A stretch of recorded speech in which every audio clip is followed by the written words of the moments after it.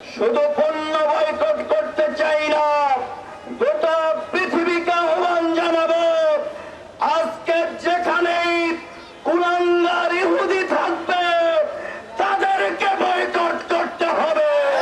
সংগ্রামী তৌহিদি জনতা, আজ আমরা লক্ষ্য করছি ইসরায়েল ওই কুখ্যাত রাষ্ট্রটি এই মধ্যপ্রাচ্যের গোটা পৃথিবীর জন্য সন্ত্রাসী রাষ্ট্র হিসাবে খ্যাত।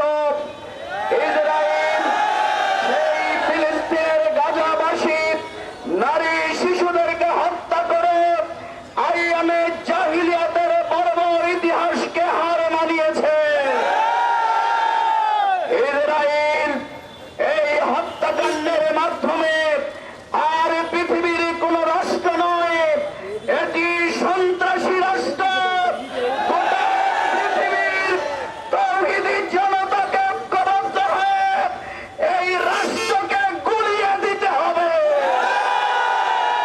এই হামলা নিরীহ নারী পুরুষদের উপরে বন্ধ না হয়, গোটা পৃথিবীর মুসলমান যুবক তরুণ তরুণীরা একযোগে গাজাবাসীর দিকে মার্চ করে ইসরায়েলকে ধ্বংসের জন্য নেমে পড়বে।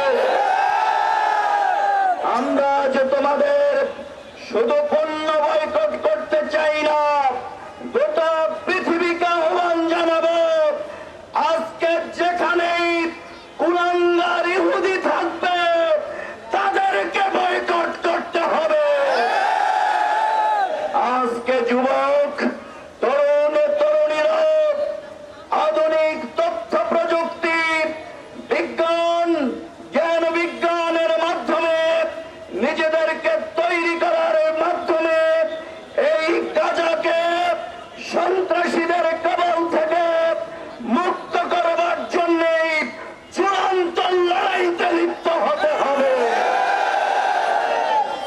We strongly condemn and protest genocide in Gaza, taking innocent children and innocent people. We call upon what the world, especially United Nations, OIC, and other human organizations against Israel, against stop genocide,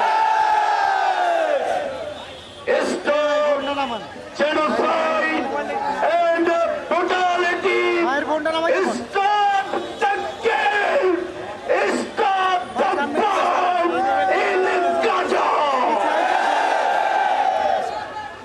তারা যা করছে তা মানবতার বিরুদ্ধে অপরাধ।